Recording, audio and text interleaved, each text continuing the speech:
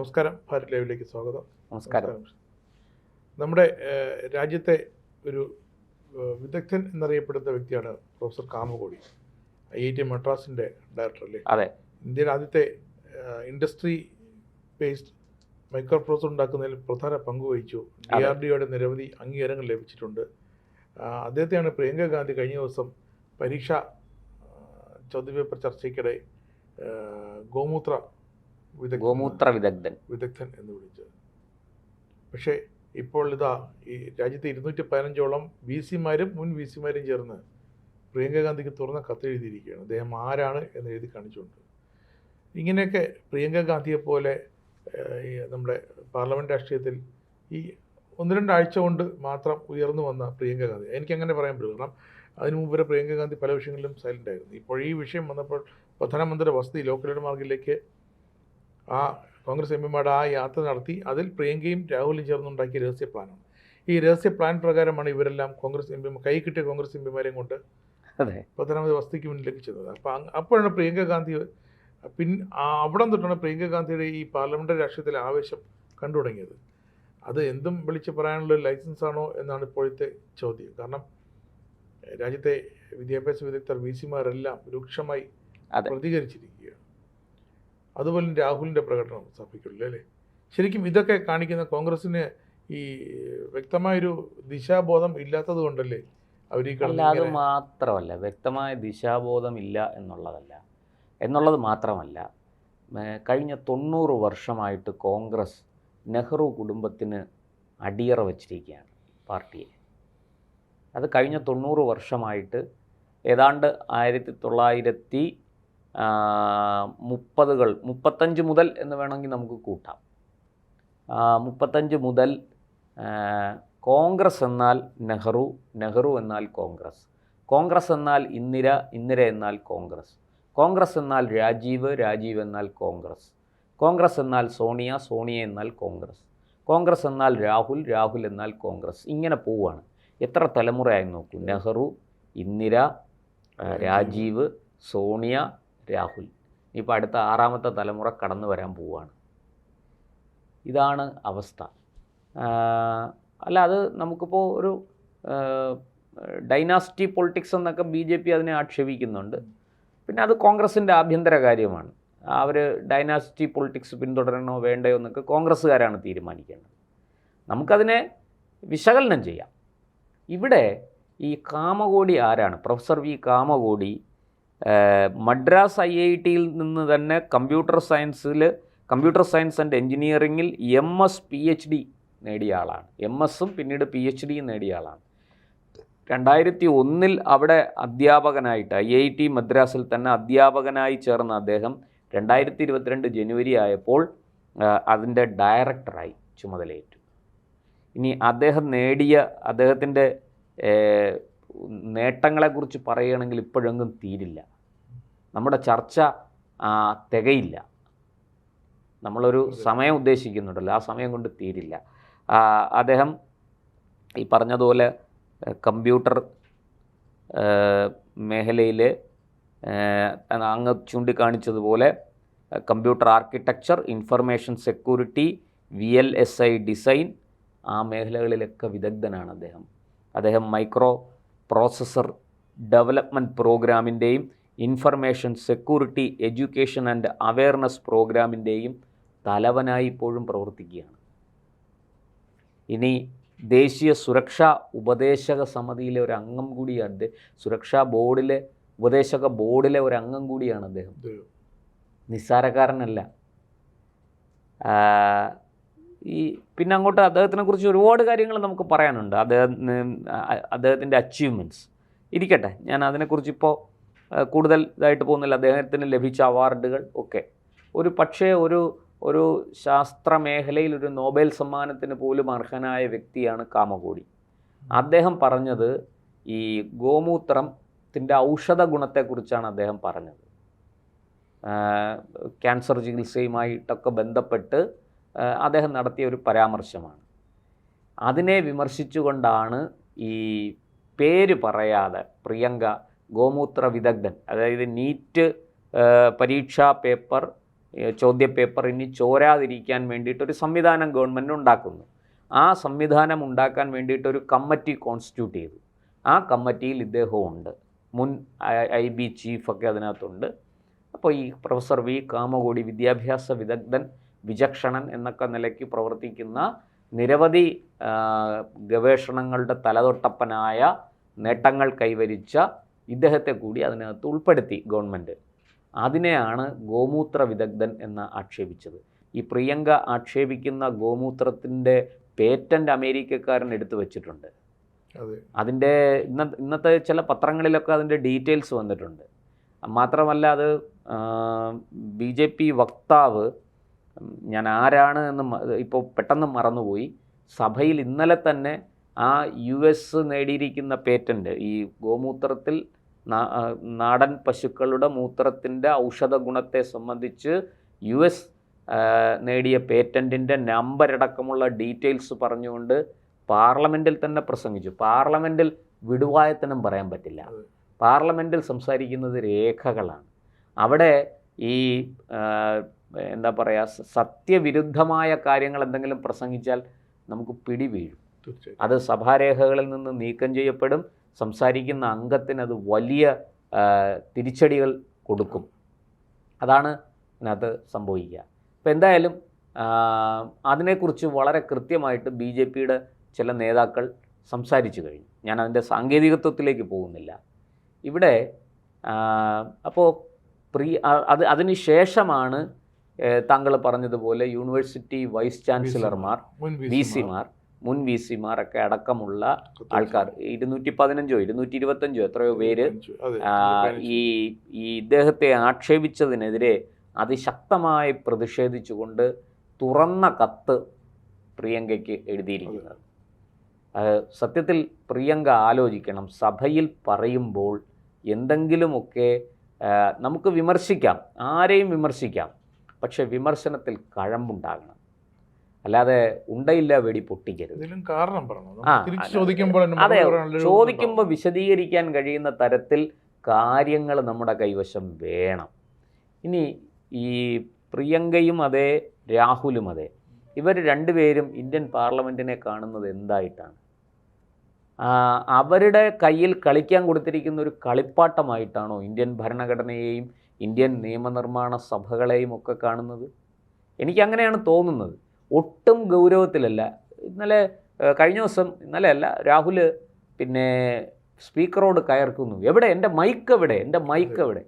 Speaker പറഞ്ഞ് നിങ്ങളുടെ mic അവിടെ തന്നെ ഉണ്ട്, അതാരും എടുത്തോണ്ട് പോയിട്ടില്ല, അതാരും എനിക്ക് മൈക്ക് തരൂ, എനിക്ക് സംസാരിക്കണം. ഇത് രാഹുൽ സ്ഥിരമായിട്ട് പറയുന്നതാണ്, എനിക്ക് മൈക്ക് തരുന്നില്ല. അദ്ദേഹത്തിന് സംസാരിക്കാൻ അവസരം കൊടുക്കുമ്പം അദ്ദേഹം വേറെ എന്തെങ്കിലും പറയും. ഒരു വിഷയത്തെക്കുറിച്ച് ചർച്ച ചെയ്യുമ്പോൾ എന്നിട്ടും അദ്ദേഹം ആ വിഷയത്തിൽ 40 മിനിറ്റ് സംസാരിച്ചു.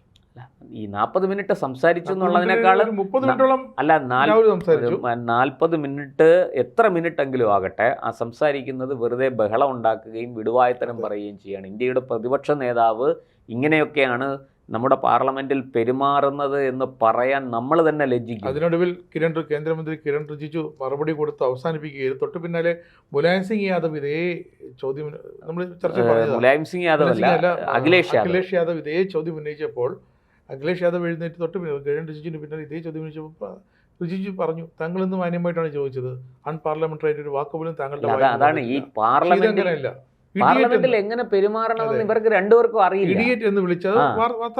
ഇവർക്ക് രണ്ടുപേർക്കും പാർലമെന്റിൽ എങ്ങനെ പെരുമാറണം, എന്തു പറയണം, എപ്പോൾ എഴുന്നേൽക്കണം, എപ്പോഴാണ് പ്രശ്നങ്ങൾ ഉന്നയിക്കേണ്ടത് തുടങ്ങിയ കാര്യങ്ങളെക്കുറിച്ച് രാഹുലിനോ പ്രിയങ്കയ്ക്കോ ഒരു വെളിവുമില്ല, ഒരു വിവരവുമില്ല.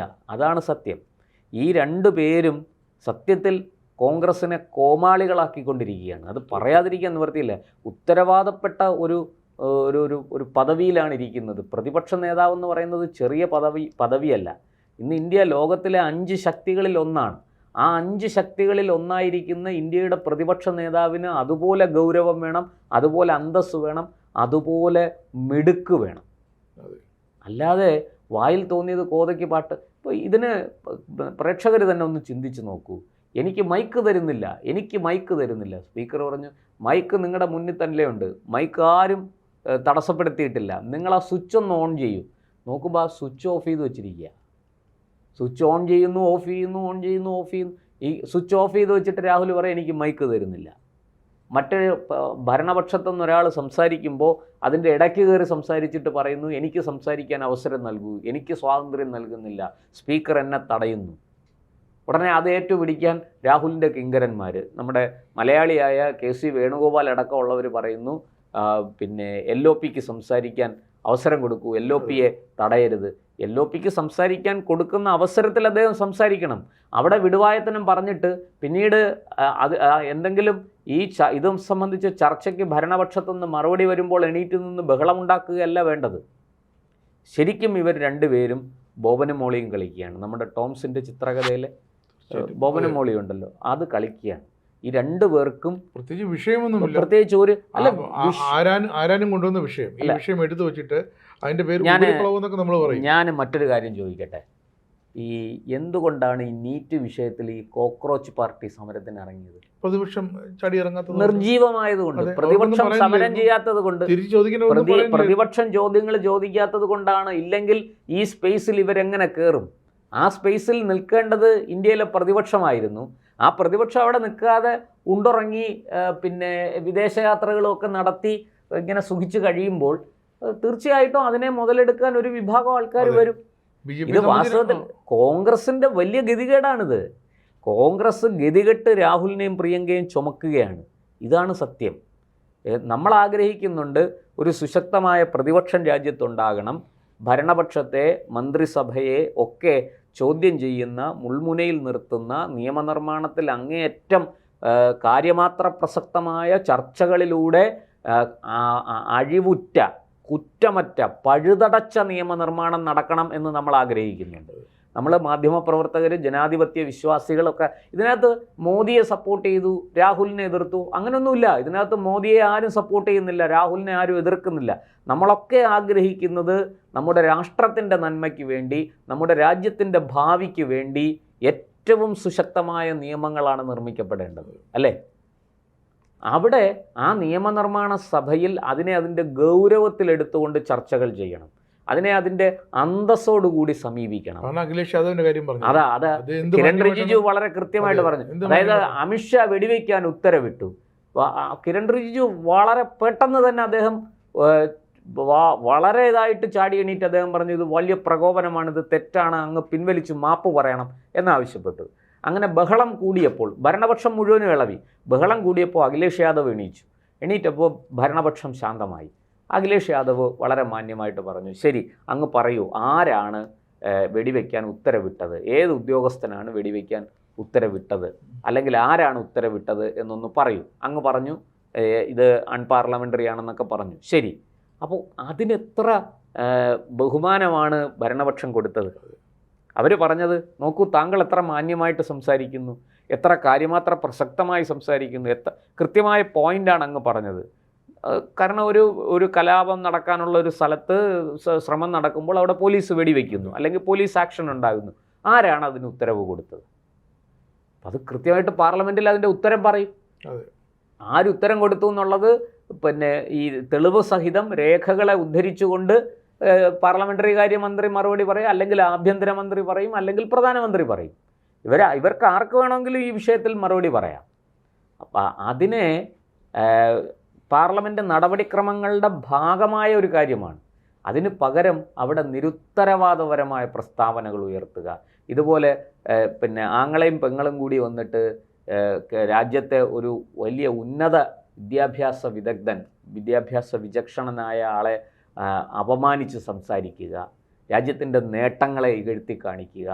നോക്കൂ, മറ്റ് രാജ്യങ്ങളിലും പ്രതിപക്ഷമുണ്ട്, പക്ഷെ അവിടെയൊന്നും അവരവരുടെ രാജ്യത്തിൻ്റെ നേട്ടങ്ങളെ, അവരുടെ അച്ചീവ്മെൻറ്റ്സിനെ അതൊന്നും അവർ ഇകഴ്ത്തി കാണിക്കില്ല. ഇതെന്തുകൊണ്ടാണ് ഇങ്ങനെ സംഭവിക്കുന്നത്? നമ്മൾ ആലോചിക്കണം. കോൺഗ്രസ്സിന് എന്താണ് സംഭവിച്ചിരിക്കുന്നത്? ഈ പിന്നെ രാഹുലും പ്രിയങ്കയും കൂടി ചേർന്ന് ഈ പപ്പുമോനെന്നും പിങ്കിമോളെന്നും സോഷ്യൽ മീഡിയയിൽ ട്രോളിക്കൊണ്ടിരിക്കുന്ന ഈ സാഹചര്യത്തിൽ ഇവർ കുറെ കൂടെ ഗൗരവമായിട്ട് കാര്യങ്ങൾ ചെയ്യേണ്ടതല്ലേ? അതിനു പകരം നിരുത്തരവാദപരമായി പ്രസ്താവനകൾ ഇറക്കുകയും പ്രവർത്തിക്കുകയും ഒക്കെ ചെയ്ത് പാർലമെൻറ്റ് നടപടികൾ തടസ്സപ്പെടുത്തിക്കൊണ്ട് ചർച്ചകളെ പാരവെച്ചുകൊണ്ട് ഇങ്ങനെ മുന്നോട്ട് പോകുന്നത് ആർക്ക് ഗുണം ചെയ്യും? സത്യത്തിൽ ബി ജെ പി ഞാൻ മനസ്സിലാക്കുന്നത് ശരിയാണെങ്കിൽ ബി ജെ പിക്ക് ഈ രാഹുൽ ഇല്ലെങ്കിൽ ബി ജെ പി ഇല്ല. അതെ, ബി ജെ പിയുടെ ഐശ്വര്യം രാഹുൽ ഗാന്ധിയാണ് എന്ന അവസ്ഥയിലേക്ക് കാര്യങ്ങൾ പോയിരിക്കുന്നു. അതുകൊണ്ടാണ് പുതിയ പുതിയ പ്രതിപക്ഷ കക്ഷികൾ രാജ്യത്ത് ഉയർന്നു വരുന്നത്. കോൺഗ്രസ് ചിന്തിക്കണം, ഈ രാഹുലിനെയും ചുമന്നുകൊണ്ട് നടന്നാൽ ഇനിയും നമുക്ക് ഗതി ഉണ്ടാകുമോ എന്ന് കോൺഗ്രസ് നേതാക്കൾ ചിന്തിക്കട്ടെ. രാഹുലിൻ്റെ ഏറ്റവും വലിയ സംഭാവന എന്ന് പറയുന്നത് കോൺഗ്രസ്സിലുള്ള മിടുക്കന്മാരായ നേതാക്കളെ ബി ജെ പിക്ക് സംഭാവന ചെയ്യുക. ഇതാണ് രാഹുൽ ചെയ്തുകൊണ്ടിരിക്കുന്നത്. എന്തായാലും ഇതേക്കുറിച്ച് ഈ പറഞ്ഞതുപോലെ ആങ്ങളെയും പെങ്ങളും കൂടി രാജ്യത്തെ മുതിർന്ന വിദഗ്ധന്മാരെ, വിദ്യാഭ്യാസ വിചക്ഷണന്മാരെയൊക്കെ ആക്ഷേപിക്കുകയും അപമാനിക്കുകയും ചെയ്തുകൊണ്ടിരിക്കുന്നു. രാജ്യം ഒന്നടങ്കം അതേക്കുറിച്ച് പ്രതിഷേധിക്കുന്നുണ്ട്. അതിൻ്റെ ഭാഗമാണ് ഈ വൈസ് ചാൻസലർമാരുടെ തുറന്ന കത്ത്. ഇനിയെങ്കിലും ഇവർ രണ്ടുപേരും തങ്ങളിരിക്കുന്നത് ഈ രാജ്യം 10-60 കൊല്ലം ഭരിച്ച ഒരു പാർട്ടിയുടെ സമുന്നതരായ നേതാക്കൾ എന്ന ഒരു സ്ഥാനത്താണ് തങ്ങളിരിക്കുന്നതെന്നുള്ള ബോധമെങ്കിലും ഇവർക്ക് വേണം. രാഹുലിനെ സംബന്ധിച്ചിടത്തോളം വായിൽ വെള്ളിക്കരണ്ടിയുമായിട്ട് ജനിച്ചതാണ് രാഹുലും പ്രിയങ്കയും. അവരെന്താവശ്യപ്പെട്ടാലും കിട്ടുമായിരുന്നു. അമ്മുമ്മ പ്രധാനമന്ത്രി, അച്ഛൻ പ്രധാനമന്ത്രി, ഇങ്ങനെയൊക്കെ ആയിരുന്നു അവരുടെ ബാല്യവും കൗമാരവും യൗവനവും ഒക്കെ. ആ കാലത്തൊക്കെ അവർ ജീവിതം ആസ്വദിച്ചു. പക്ഷേ ഇന്ന് അങ്ങനെയല്ല. ഇന്നവർ പ്രതിപക്ഷത്താണ്. ഇന്ന് അവർ ആജ്ഞാപിച്ചാൽ അനുസരിക്കാൻ ആൾക്കാരില്ല. തങ്ങൾ പ്രതിപക്ഷത്താണെന്ന് തിരിച്ചറിഞ്ഞുകൊണ്ട് ജനസേവനത്തിനാണ് അവർ ശ്രമിക്കേണ്ടത്. നമ്മുടെ ജനാധിപത്യത്തെ ശക്തിപ്പെടുത്താനാണ് അവർ ശ്രമിക്കേണ്ടത്. അല്ലാതെ വിടുവായത്തനം വിളിച്ചു പറഞ്ഞ് കോൺഗ്രസിനെ അടിക്കാനുള്ള വടി വെട്ടി നേരെ ബി ജെ പിയുടെ കയ്യിൽ കൊണ്ട് കൊടുക്കുകയല്ല ചെയ്യേണ്ടത്. മറിച്ച് കാര്യമാത്ര പ്രസക്തമായ ഇടപെടലുകളിലൂടെ ബി ജെ പിയെയും കേന്ദ്ര സർക്കാരിനെയും തെറ്റുകളുണ്ടെങ്കിൽ തിരുത്തി നേർവഴിക്ക് നയിക്കാൻ അതിനൊരു ശക്തിയായി കോൺഗ്രസും പ്രതിപക്ഷവും മാറണമെന്നുള്ളതാണ് ജനാധിപത്യ വിശ്വാസികൾ ആഗ്രഹിക്കുന്നത്. എന്തായാലും ഈ രണ്ടുപേരും ചെയ്തു കൂട്ടിയത് കോൺഗ്രസ്സിന് ഗുണമല്ല, ദോഷമാണ് എന്ന് മാത്രമേ പറയാനുള്ളൂ.